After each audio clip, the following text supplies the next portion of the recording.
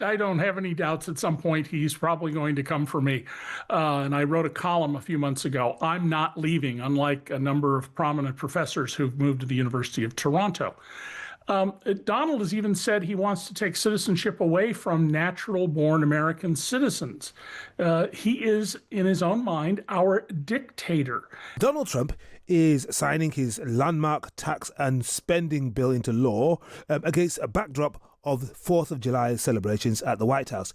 The bill's passing before his self-imposed Independence Day deadline is the biggest legislative win of his second term. So halfway through the year, which of his goals can the US president claim to have met since coming into office? Or what's the state of the nation, state of the union?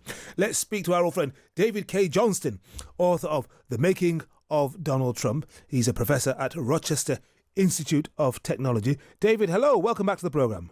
Good to be with you again, Henry. Hi. Now, as a proud, patriotic, I guess, American, when you saw pictures of Donald Trump signing that massive reconciliation package, or also known as the One Big Beautiful Bill, into law, what did you think? Did you think we made promises and it's really promises made and promises kept, which is what Trump said? Did you feel this was a triumph of democracy on the birthday of democracy? Or did you feel something else? This was a triumph of the billionaires. This is the big, beautiful billionaire welfare and tax avoidance bill. Donald already is out there lying about it. He went to the Iowa State Fair and he said, well, no more taxes on tips, no more taxes on overtime, no more taxes on Social Security. None of those are true. The bill allows some people to get some tips, overtime, and Social Security without being taxed, but nowhere near the top. On the other hand, the bill literally subsidizes companies that move jobs offshore. One of Trump's campaign promises is we're going to have more manufacturing in the U.S., ignoring the fact that Biden had increased manufacturing jobs quite significantly during his one term. This bill says that if you earn your profits offshore and you're an American company, you only pay the half rate on your offshore profits. And now, how much of that do you think is understood? Because when people talk about this, and I'm seeing a lot of people discussing it on social media, they get very excited about the huge boost in funding for the border wall, for immigration enforcement and deportations. How much of that granular stuff do you think is getting through? Very, very little. I mean, I've spent most of my career, going back to the 60s, writing about taxes, and they're not well understood by people, and the complexities aren't well understood. People who are well advised, who can afford million-dollar-a-year tax lawyers, they don't even understand it. They rely on their tax lawyers. Right. And what about the incentives that promote green energy and expand domestic production of coal, oil, and natural gas? Because I understand that's also in this huge bill. I mean, it's what's nearly 900 pages long. That's right. There'll be more burning of fossil fuels, more subsidies for fossil fuels. The subsidies that we have now for solar and wind, which even without subsidies are the cheapest form to get electricity in these days, those are going to be replaced with taxes on solar and wind, which means consumers are going to pay higher prices because of this bill. And of course, Donald ran promising, I'm going to lower the cost of everything. I'm going to stop inflation. And he's doing the exact opposite. Right. And some of the more difficult cuts in services and benefits, entitlements like Medicaid and Medicare, they're not going to come in until after the midterms. But what do you think will focus minds before that? Because the Democrats are going to hope that they can mobilize anger around this one big beautiful bill. But if the pain isn't going to be felt until after that election, how likely is it that they'll be able to do that? Henry, this was the evil political genius of the people around Trump. The tax cuts began either 6 months ago or at the end of this calendar year. But the cuts to Medicaid, that's the American Poor People's Health Care Program, they start in 2027. The elections are in 26, and there are other cuts. So what the Democrats have to do is get people to understand that these cuts to Medicaid are going to mean hundreds of hospitals will have to close in rural areas. So if you have a stroke, you have 1 hour to get treatment for that stroke before things become serious. Your nearest hospital may now be 2 or 3 hours away in the Midwest and in the Appalachians. That's going to mean nursing homes. Most of the people in nursing homes are on Medicaid or Medicare. That's going to be cut.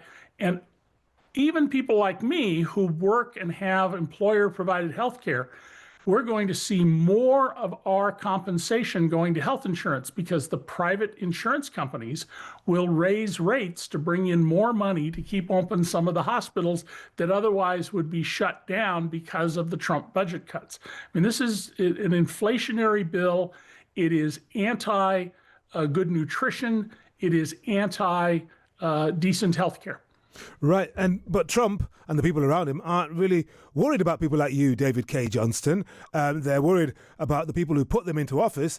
And even if they're going to feel the pain, it's not going to be for some time. Now, when it comes to putting all of this into context for Donald Trump's domestic agenda, he's got this big, beautiful bill signed into law now. What comes next on the domestic front? Well, Donald, who declared himself to be America's dictator in February, and I've been telling people since 2011 that that's what Donald believes he should be, is America's dictator, he's now in the process of consolidating power. He's replaced a number of generals, all of them either women or minorities, and promoted people out of order who are not particularly competent. We've always had a very good system in the U.S. of promoting competent people in the military.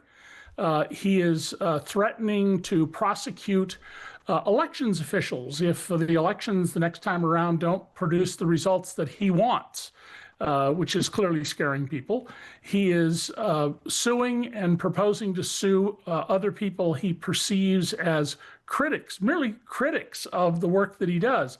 He's extorted so far over $100 million from media companies, the most recent being CBS, 60 Minutes.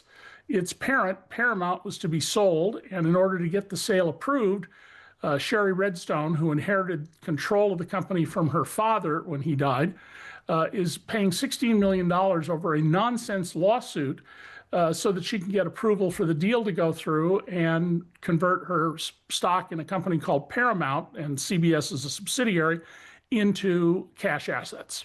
Wow. And we've got the prospect of American citizens, people who've been naturalized, including one or two who are running for a New York mayor, having that citizenship stripped from them if they offend Donald Trump. And if that happens to people like Zoran Mamdani, how long before he comes for people like you who've been dogging him, David, for the best part of 40 years? Yeah, I don't have any doubts at some point he's probably going to come for me. And I wrote a column a few months ago. I'm not leaving, unlike a number of prominent professors who've moved to the University of Toronto. Donald has even said he wants to take citizenship away from natural-born American citizens. He is, in his own mind, our dictator. And the Democrats who are in the minority in Congress have essentially no power to do anything. And a number of courts, including especially the U.S. Supreme Court, have been expanding his power to the point where one of the justices just last week in a dissent said essentially a couple of more decisions like the ones finalized today, and our democracy will be gone. Wow. Wow. What a State of the Union. What a 4th of July Independence Day. David Cay Johnston, author of The Making of Donald Trump and professor at the Rochester Institute of Technology. Thank you very much indeed. What do you make of that, dear listener? Quite powerful stuff.